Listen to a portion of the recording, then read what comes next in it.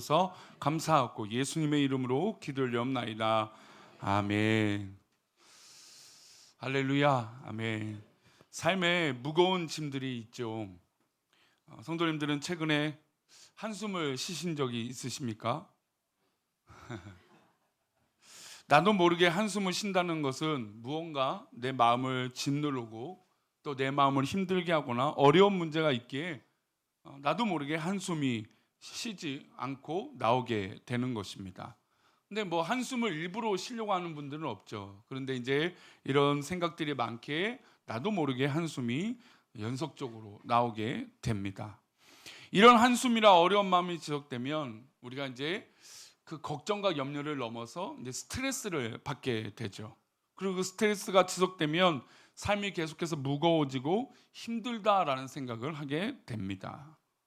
누구나 한숨을 쉬고 어려운 마음이 계속될 때 만약에 내가 앞을 내다볼 수 있다면 어떨까요?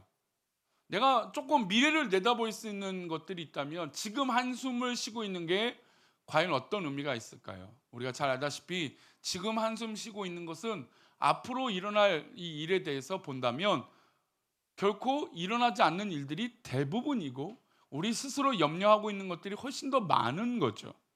그러니까 만약에 앞을 내다보면 지금 한숨 쉬고 있는 것이 별거 아닌 경우들이 훨씬 더 많다라는 겁니다.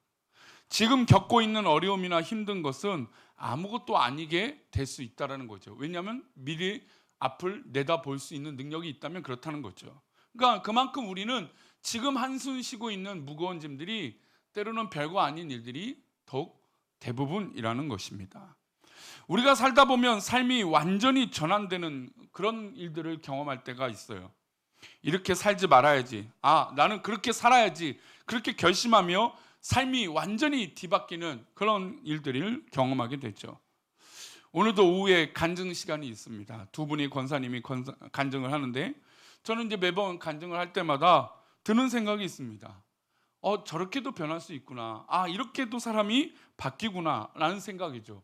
물론 우리 인간은 연약하기 때문에 그렇게 말을 해도 넘어지고 쓰러지고 에휴 저렇게 뭐 간증해도 또 그 얼마나 대단하냐, 얼마나 계속할 수 있느냐 그렇게 볼 수 있습니다. 그러니까 사실 이제 간증이라는 게 무거운 자리죠. 근데 그럼에도 불구하고 우리가 그 간증을 들을 때마다 저렇게 애쓰고 변화하려고 하는 모습에 참 감사한 마음이 저는 듭니다. 물론 저도 간증을 한다면 간증이 대단한 간증들이 있겠죠. 저도 마찬가지입니다. 근데 그것이 저를 대단하게 만드는 건 사실 아니에요. 근데 사람들이 그런 기대를 한단 말이죠. 어쨌든 자신만의 어떤 삶의 전환점, 변화됐던 그런 계기가 분명히 있습니다. 우리 교회 성도님들 중에서도 삶이 완전히 변화되신 분들이 꽤 많습니다. 그리고 저에게도 그것을 간증이고 또 신앙의 고백으로 말씀하신 분들이 있어요. 저도 예전에 분명한 전환점을 겪은 적이 있습니다. 죽을 병이 걸렸을 때 그 나이가 21살이었습니다.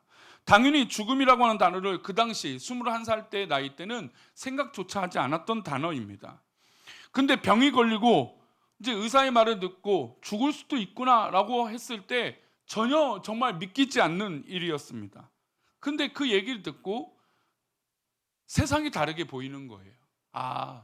이게 내가 고민했던 거, 또 내가 생각했던 것들이 아무 쓸모가 없구나라는 생각이 들더라는 것이죠. 그리고 내가 하나님 앞에 그런 기도를 자연스럽게 했던 것 같습니다. 하나님께서 나에게 살려주신다면, 하나님이 나를 살려주신다면 그 기도와 또 두 번째, 하나님 나에게 이 생명을 연장시켜 주시면 내가 하나님 앞에 그렇게 쓰임받고 싶습니다라고 하는 그 기도를 했던 것 같아요. 그러니까 그 기도는 지금 저에게도 계속해서 질문이 되어져요. 너는 그렇게 살고 있는가? 그때 했던 기도대로 살고 있는가? 물론 그렇지 못할 때가 훨씬 더 많아요.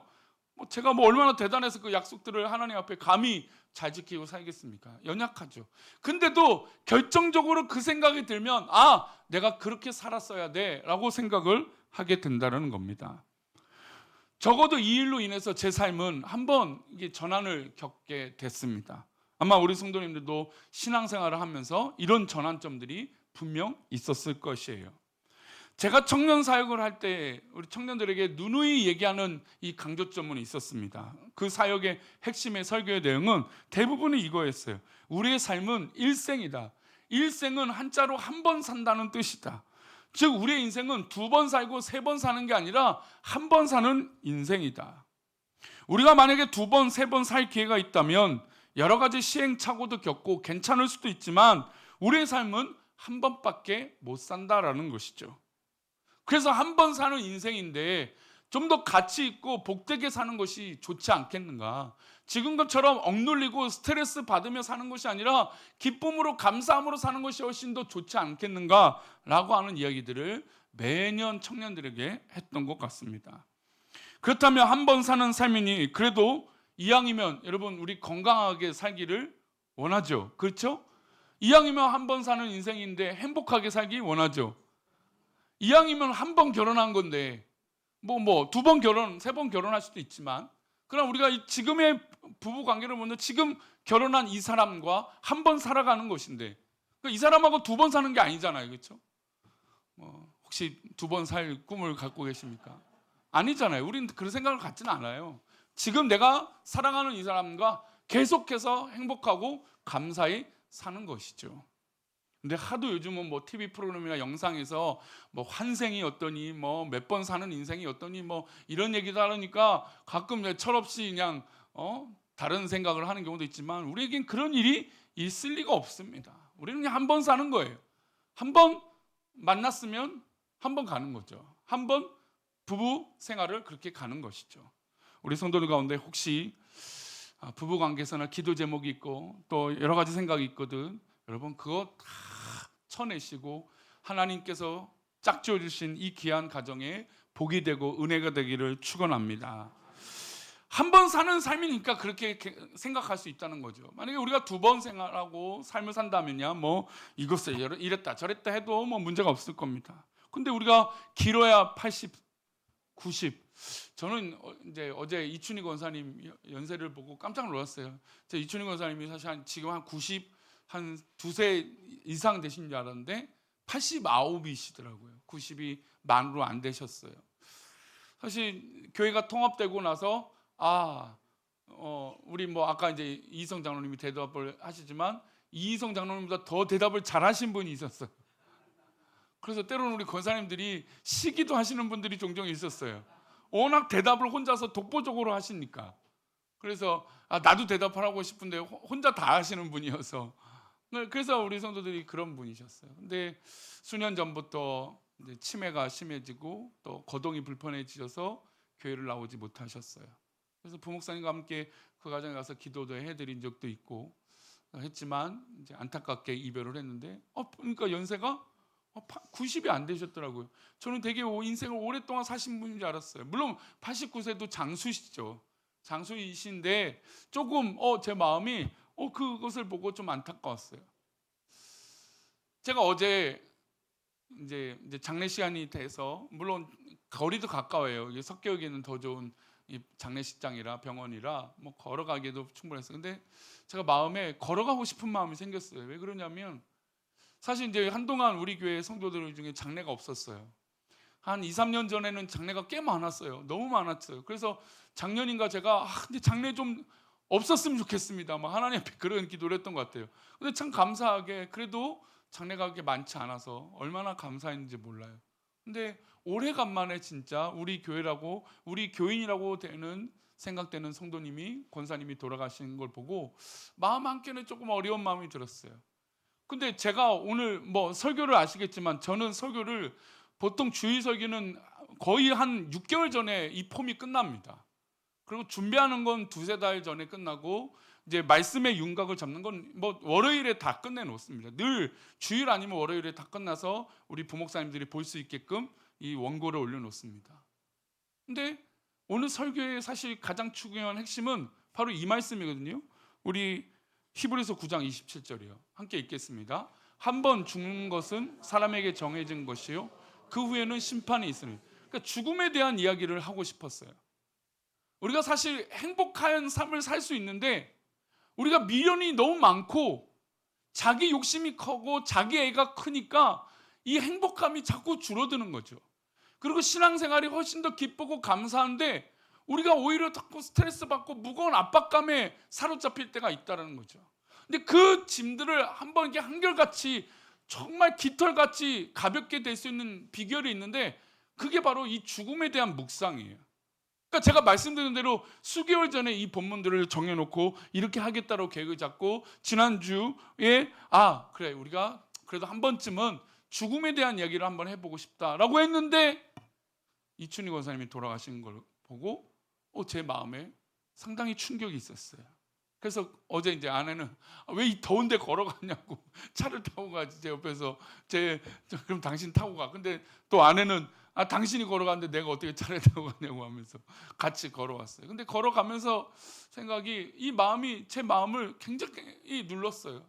그래 나도 뭐 우리 성도님 저를 볼 때 이제 젊게 보시겠지만 이제 저도 이제 내일 모레면 50입니다. 내일 모레면 50인데 진짜 내가 과연 얼마나 인생을 살 수 있을 것인가. 이제 가만 보니까 제가 살아갈 날이 지금 살아온 날보다 길까요 짧을까요? 100% 짧습니다. 당연한 것 거예요. 제가 100살을 산다면야 더 길게 살겠지만 근데 그렇지 않을 확률이 훨씬 더 높죠. 그럼 내가 이 세상에서 살아가고 목사로서 살아가고 또 우리 가족들과 살아가고 우리 사랑하는 우리 교회 성도들과 살아가는 날이 과연 얼마일까? 그리고 얼마나 가치 있을까? 내가 아둥바둥 힘들고 어렵다고 말하는 그것이 지금 내가 죽음 앞에 판단한다면 어떤 대단한 이유일까? 내가 사랑하는 사람과 싸우고 사랑하는 사람들과 불편한데 내가 지금 죽는다면 이것이 얼마나 의미가 있을까? 그 생각이 들어서 어제 이제 걸어가면서 짧은 거리였지만 그 생각을 하게 됐습니다. 어제 많이 더웠어요. 더우면서 땀이 많이 나는데 이것도 정말 이제 처서가 지나면 보통 처서 매직이라고 하나요? 근데 찬바람이 좀 불기도 하고 시원해지는데 근데 어제는 더 덥더라고요. 엄청 더워요. 아마 우리 성도님들 이 더위에 힘드실 거예요. 또 이 더위에 또 감기도 걸리셔갖고 여러 명이 지금 감기에 걸리셨다는데 감기 조심하시기 바랍니다. 근데 그런 이 더운데 걸어가면서 드는 생각이 내가 지금 이 더위에 어떤 생각이 드는가? 너무 짜증이 또 나는 거예요. 걸어오면서. 근데 별거 아닌 것에 짜증이 나더라는 거죠. 그러니까 우리가 이 세상을 살고 내가 사랑하면 살기에도 바쁜데 이 짧은 시간에 짜증을 나고 이 짧은 시간에 불만이 있고 이 짧은 시간에 내 것만 생각한다라는 거예요. 우리라고 하는 생각들을 했던 사람인데 짜증나고 불편하면 자꾸 내 것만 생각하게 된다는 거죠. 그래서 오늘 우리는 이 말씀을 한번 마주해야 돼요. 한 번 죽는 것은 사람에게 정해진 것이고 그 후에는 심판이 있다. 그러니까 죽음이라는 건 우리에게 정해진 수순이라는 것이죠. 물론 지금 이런 얘기를 하는 것이 우리 성도님들 죽을 각오하십시오, 다 순교하십시오 이 얘기를 드리는 건 아닙니다. 그러나 우리가 무거운 짐이 눌려 있을 때 한 번쯤은 이것들을 가볍게 여길 수 있는 비결이 바로 내가 마주하고 있는 이 땅에 있는 이 삶이 한 번뿐이라고 하는 생각이 한 번 전환이 되면 아무것도 아닌 것처럼 느껴질 수 있다는 거죠. 우리가 아둥바둥 지고 있고 고민하고 그래 또 때로는 이거 아니면 너 죽어 이렇게 사는 때가 있잖아요. 내가 나를 이렇게 대해 이러면서 속상할 때가 있어요. 근데 죽음 앞에는 여러분 생각해 보세요. 그것들이 의미가 있을까요? 내가 싸워서 이기려고 하는 것들이 의미가 있을까요? 정말 그렇게 했던 것들이 의미가 있고 가치가 있다고 생각했는데 막상 죽음으로 묵상한다면 우리가 그렇게 생각하잖아요. 당장 내일 내가 죽음 앞에 있다면 이것이 지금 내가 힘들고 어렵다고 하는 것들이 무슨 의미가 있겠습니까? 지금 이 순간에도 더 가치 있는. 그러니까 만약에 이제 이건 재밌는 상상이에요. 만약에 내가 내일 죽는다면 오늘 진짜 맛있는 거 한번 먹으러 갔으면 좋겠어요. 평생에 못 먹어봤던 거 한번 먹어보고 가보자. 없어서 못 먹어봤던 거 한번 이때 써먹자. 한번 그러기도 해요. 그리고 사랑하는 사람과 그냥 따뜻한 얘기하면서 좋은 얘기하면서 하나님 부르심에 순응하지 않을까? 그 생각을 해봅니다. 여러분 우리가 근데 이런 만약에 내일 죽는다라는 걸 알고 있다면 이것도 간단한 문제죠. 근데 우리가 죽을 날을 알 수 있습니까? 없습니까? 모른다라는 게 또 하나님의 귀한 섭리예요. 만약에 앞을 내다봐서 내가 죽는 날을 안다면 내 죽음을 준비하죠. 그러나 우리가 그렇게 할 수 있는 사람이 없어요. 그러니 지금 이 순간의 의미가 이 죽음 앞에 얼마나 가치 있는지 들여다보는 건 우리의 삶을 더 건강하게 또 한결 가볍게 살아갈 수 있는 힘이 되는 것입니다. 예수님께서 한 사람을 비유로 말씀하신 것이 있어요. 바로 죽음에 대한 이야기였는데 이렇게 얘기를 마무리하십니다. 이 본문이 우리 누가복음 12장 20절인데요. 함께 읽겠습니다. 내 영혼을 도로 찾으리니 그러면 내 준비한 것이 누구의 것이 되겠느냐 하셨습니다. 하나님이 지금 뭐라고 얘기하시냐면 한 사람을 향해서 어리석은 자요라고 하는 거야. 하나님께 보실 때 이 사람은 어리석은 거예요. 근데 그 내용이 뭐냐면 오늘 밤에 내 영혼을 도로, 그러니까 죽는다는 내용이죠. 오늘 밤에. 그러면 지금 너가 준비한 것이 누구의 것이 되겠냐, 어떤 의미가 있겠냐라고 하시는 것이었어요. 그래서 이 어리석은 자가 과연 누군가 한번 보겠습니다. 16절입니다. 함께 읽겠습니다. 또 비유로 그들에게 말하여 이르시되 한 부자가 그 밭에 소출이 풍성하매, 물론 여기서 뭐 부자라고서 나쁘다, 성경은 부자와 가난한 사람 모두 다 말을 하죠. 뭐 어떤 분들은 가난해야 된다라고 얘기해요. 어떤 분들은 뭐 부자가 돼야 된다. 뭐 그것은 뭐 사실 우리가 여건이 살아가는 사람들마다 다 다른 것 같아요. 뭐 부자가 되어라, 가난하게 되어라, 이건 뭐 무엇이 옳다라고 저는 생각하지는 않습니다. 근데 이 부자에 대해서 여러 가지 추측할 수 있는 것은 소출이 많으면 그 당시 문화는 이 모든 것을 거둬들이지 않아요. 그래서 남겨둔단 말이죠, 일부러. 그 남겨두면 뭘 하냐면 가난한 사람, 어려운 사람들이 그것들을 그냥 쉽게 남은 거구나 하고 걷어갈 수 있게끔 배려해 줬단 말이에요. 근데 그런 내용이 있는 거 보지 않는 거 보니까 이 부자는 정말 악착같이 자기의 배를 불렸던 사람인 것 같습니다. 그런데 그 사람에게 잘된 일이 또 있었어요. 무엇이었습니까? 그 밭에 소출이 풍성했던 거예요. 아니 이제 보통 그 당시 뭐 얼마나 농업 기술이 발달했겠습니까? 근데도 불구하고 소출이 풍성했어요. 너무 많이 농사에 풍년이 든 거죠. 그런데 이 사람이 들었던 생각은 어떤 생각이었냐면 우리 17절입니다. 함께 읽겠습니다. 어떤 생각이 드는지 볼까요? 심중에 생각하여 이르되 내가 곡식 쌓아둘 곳이 없으니 어찌할까 하고. 그럼 이 말씀을 볼 때 지금 풍년이 들어서 이 사람이 곡식 쌓아둘 공간이 없나 보구나, 그런 생각을 하겠죠. 근데 그게 아닙니다. 18절 보겠습니다. 함께 읽겠습니다. 또 이르되 내가 이렇게 하리라. 내 곡간을 헐고 더 크게 짓고 내 모든 곡식과 물건을 거기 쌓아두리라. 이 사람에게 쌓아둘 공간이 이미 있습니까? 없습니까? 이미 있었어요. 이미 있는데 풍년이 되니까 더 많이 들어서 생각을 해서 이 곡간을 좀 헐어버리고 더 큰 곡간을 지어야겠다. 이 사람은 이미 부자이기 때문에 이 곡간은 이미 큰 곡간이었을 거예요. 근데도 불구하고 이 곡간을 헐고 더 크게 지어야겠다라고 한 생각을 했던 것이죠. 물론 이 부자에 대해서 저는 이 부자라고 하는 측면을 가지고 비난하고 싶은 본문은 아닙니다. 그럴 수 있죠.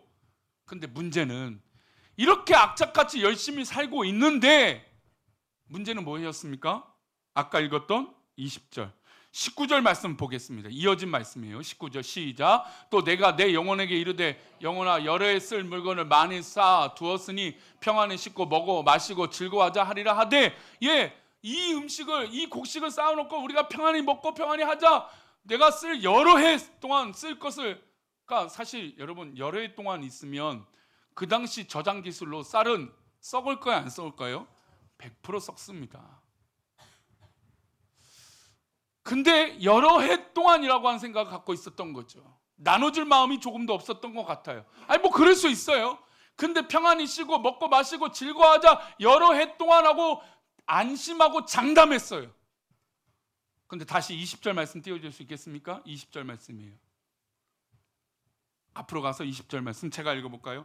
하나님은 이르시건대, 함께 읽을까요? 하나님은 이르시되 어리석은 자여 오늘 밤에 내 영혼을 도로 찾으리니 그러면 내가 준비한 것이 누구의 것이 되겠느냐.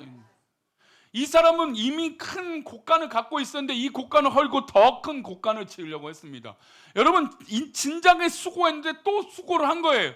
열심히 뭔가 더 하려고 했던 거예요. 저는 그 열심을 비난하고 싶진 않아요. 그런데 문제는 내가 만약에 오늘 밤에 내 영혼이 하나님 앞에 부르심을 받는다면 과연 이 수고하고 있는 것이 어떤 의미가 있는가라는 것이에요. 저는 이 말씀을 드리면서 그냥 낙관주의자가 되라고 말씀드린 건 아닙니다. 그냥 뭐 좋은 게 좋은 것이지, 그냥 뭐 내일 뭐 나 죽을 텐데 그냥 오늘 즐기며 살지, 뭐 이런 말씀을 드리는 게 아니에요. 오늘 우리가 하루를 살면서 하나님의 은혜 가운데 있으며 얼마나 내가 짓눌려 있고 내가 스트레스 받고 있는 것이 얼마나 아무것도 아닌지 한번 돌이켜 보자는 것이죠. 이 부자는 이 곡간을 늘리기 위해서 이 곡간을 또 헐어버렸습니다. 그러면서 여러 해 동안 내가 먹고 즐기자라고 생각을 했습니다. 여러분, 이 생각이 계속 거기서만 멈췄을까요? 더 된 고민들을 했겠죠. 그러나 주님은 만약에 오늘 밤에 이 영혼을 걷어간다면 이 준비한 것이 과연 누구의 것이 되겠느냐? 바로 이 생각을 우리가 갖고 살라고 하는 것이죠. 오늘 밤 하나님께서 내 영혼을 찾으시면 아무리 크고 좋은 창고가 있어도 아무것도 아닌 것이죠. 저는 가끔 우리 요즘 사람들이 스트레스가 극에 달아서 폭발하는 모습을 볼 때 참으로 안타까워요. 아니 그냥 길 가다가 사람을 찔러요. 화가 났다고. 누가 날 쳐다봤다고 때려요. 누가 나한테 운전을 위협했다고 해서 보복을 해요. 누가 나에게 서운한 말을 했다고 해서 내가 몇 배로 갚아주겠나라고 막 칼을 갈아요. 그 말만 또 들어요. 왜 이렇게 힘들게 내 마음을, 내 자신을 죽여가며 살고 있는지 걱정이 되는 것이죠. 하나님께서 내 영혼을 오늘 밤 찾으시면이라고 하는 것은 옆 사람의 말이 아니라 내 말씀이 되기를 축원합니다.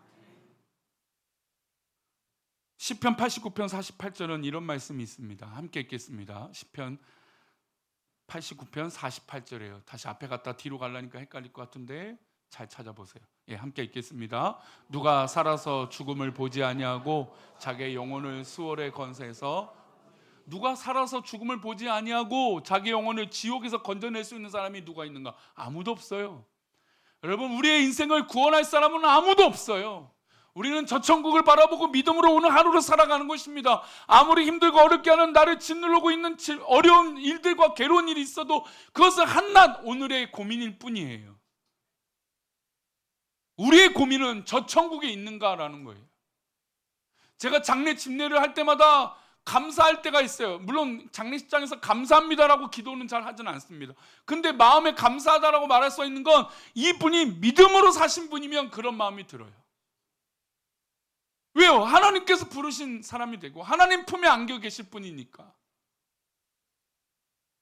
누가 살아서 그 죽음을 보지 않겠습니까? 아무도 없습니다. 최근에 실제 마산에 있던 한 교회의 이 청빙 절차에 대한 얘기, 최근은 아니지만 한 5, 6년 됐던 얘기 같은데, 마산 한 교회가 담임 목사님이 이제 뭐 선교를 가신다고 했던지 어디를 이제 가신다는 얘기로 해서 새로운 목사님을 뽑기로 했습니다. 근데 최근에는 담임 목사 청빙할 때 최근에는 그 사모님과 목사 하려고 하는 사람의 건강 기록을 받습니다. 이제 건강이 좋지 못하면 교회가 근심이 되니까 건강 기록이 얼마나 괜찮은지 그 서류도 요즘은 받는 교회도 좀 있어요. 없는 교회도 있지만. 근데 받는 이유가 아마 그거예요. 근데 그 교회도 건강 기록부를 가져왔는데, 첨부하는데, 근데 한 분이 참 설교도 좋고 모든 것이 좋은 거예요. 근데 보니까 건강 기록을 보니까 암에 걸리신 거죠. 근데 보니까 지금 쉽지 않은 상황으로 느껴졌던 거죠. 근데 이미 그분은 설교도 좋은 것이 뭐 알려졌는지 뭐 몇몇 성도가 또 알고 있었고, 그래서 설교를 한번 들어보자라고 설득이 청빙위원회에서 된 거예요. 그래서 설교를 들었습니다. 사람들이 그날따라 다 눈물을 흘리고 예배를 드렸던 거죠. 왜 그러냐니까 그 목사님은 진짜 몇 달 남지 않았어요. 의사가 그렇게 판단을 한 거죠. 몇 달 남지 않았는데 청빙 서류를 넣고 설교를 하는데, 이분이 이 강단에서 하는 설교가 일사각오로 설교를 하는 거예요. 내가 죽을지언정. 저도 그 이야기를 듣고, 제가 만약에 죽을 병에 걸려서 이 강단에서 죽는다라고 하고 설교를 한다면 과연 나는 어떤 말을 할 수 있을까? 그런 생각을 들더라고요. 근데 그분이 그 설교를 하는데 모든 사람들이 했어요. 맨 처음에 청빙의원에서 반대하는 사람도 있어요. 아니 이렇게 좀 건강이 좋지 못한 사람은 청빙하거나 이렇게 설교 들어서 뭐 하겠습니까? 아유 듣지 맙시다. 애초부터 마음만 약해지지. 왜냐하면 연약하고 힘든 사람이니까 그 마음이 동해서 좀 마음이 우리가 제대로 된 판단을 못하지 않겠습니까? 사람의 감정이 그러니까 뭐 그런 반대 생각도 있어요. 그것도 충분히 맞죠. 근데 그 설교를 듣는 순간 모든 사람들이 염려 걱정들이 다 사라졌어요. 왜 그런지 아세요? 한 번 사는 것은 하나님께 있습니다 라고 하는 그 고백 가운데 모든 성도들이 회개했던 거예요. 우리가 막 그것이 정말 크다, 너무 크고 너무 중요하다라고 생각했는데 하나님 앞에 아무것도 아니다라고 느꼈던 거예요. 그리고 자신의 신앙을 고백하는 거예요.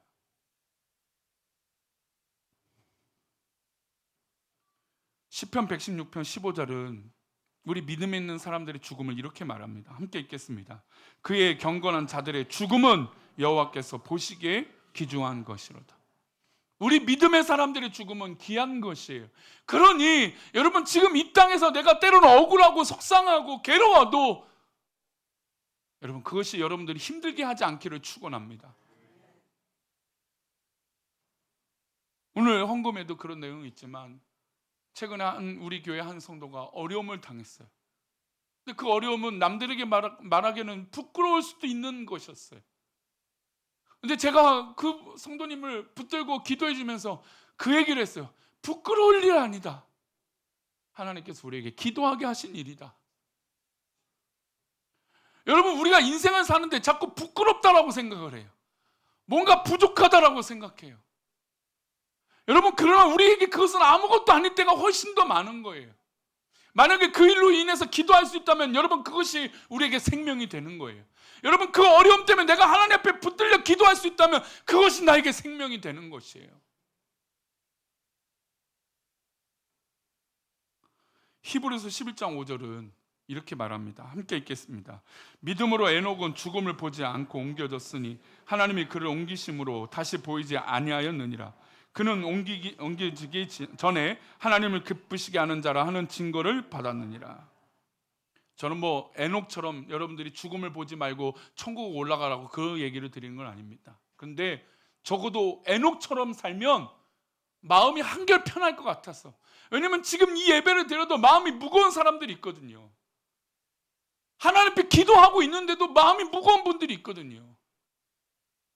에녹이 왜 마음이 편안하게 죽음을 보지 않고 살았냐?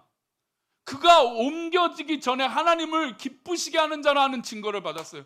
이 사람은 매 순간마다 하나님을 기쁘게 하겠다라고 하는 믿음이 있었던 거예요. 그러니 이 땅에서 죽음을 보지 않은 거예요. 여러분 우리가 이 땅에서 죽음을 맞이해도 진짜 죽는 것은 아닌 것은 믿음의 사람들의 죽음은 경건하기 때문에 그런 거예요. 오랫동안 관계의 어려움이나 힘들어서 꼬여 있는 것을 풀 때 어떤 심리 치료를 하냐면 거울 치료를 합니다. 거울 치료. 그래서 역할을 바꿔보는 거예요. 그래서 자기가 했던 말을 상대방이 하도록 해서 거울 치료를 합니다. 근데 그 거울 치료를 하면 뜨끔해요. 아, 내가 저런 말을 했구나. 아, 내가 저렇게 행동했구나. 거울 치료를 하는 거죠. 근데 저는 그거보다 더 큰 이 심리적 치료는 하나님께서 이 생명을 주관하신다라고 하는 믿음의 고백이에요. 그리고 그 믿음으로 산다면 지금 겪고 있는 그 고난과 염려는 진짜 아무것도 아닌 것처럼 깨닫게 되는 것이죠. 말씀을 마치겠습니다. 우리 성도님들에게 죽음을 얘기하면서 억지로 여러분들의 감정을 이끌어서 이제 내일 죽으니까 오늘 다 포기하십시오, 이 얘기를 드리고자 하는 게 아니에요. 우리가 적어도 엄중하게 하나님 앞에 한 번 살아가는 인생인데 정말 때로는 별거 아닌 거잖아요. 그렇죠? 여러분들을 흥분하게 만들고 여러분들 열받게 하는 게, 여러분들을 돌게 만드는 게 진짜 아무것도 아닌 것들이 꽤 많잖아요. 그리고 이 귀한 시간에 사랑하기도 바쁜데 저주하고 힘들어할 필요가 있겠습니까? 여러분 그러하지 마시고, 여러분 마음이 짓눌려 있지 마시고 오늘 말씀 기억하시면서 내 생명이 하나님 앞에 있으므로 한결 여러분들이 짊어지고 있는 것들이 가벼워지기를 축원합니다. 한번 가슴에 손을 얹어 봅시다. 한결 마음아 편안해져라. 한결 마음아 편안해져라. 우리 성도님들 한결 마음이 편안해지시기를 축원합니다. 기도하겠습니다. 하나님 아버지, 우리 귀한 성도들이 믿음으로 서며 지금 내 가슴에 손을 얹고 내가 말할 수 없는 고통과 고난이 있을지언정, 그래서 마음이 짓눌려 어려움이 있을지라도 하나님 그 마음의 억눌림이 사라지게 하여 주시고, 이 내 마음에 억울함, 상처나 괴로움이 있거든 이 마음에 하나님 주신 위로로 평안을 얻을 수 있도록 하나님 복을 내려 주시옵소서. 사람이 한 번 죽으면 하나님께서 정하신 것이라고 했는데, 우리가 지금 손에 짊어지고 있는 이것 때문에 내가 이 인생을 괴롭게 살고 있다면 이 손을 놓게 하여 주시고, 고집 피우고 있는 것들이 있다면 하나님 앞에 다 내려놓게 하여 주시고, 내가 막혀 있는 것들이 있다면 하나님 앞에 내려놓고 기도하게 하여 주시옵소서. 우리 성도들을 그렇게 위로하시고 붙들어 주실 것을 믿사오며 거룩하신 예수 그리스도 이름으로 기도 올리옵나이다.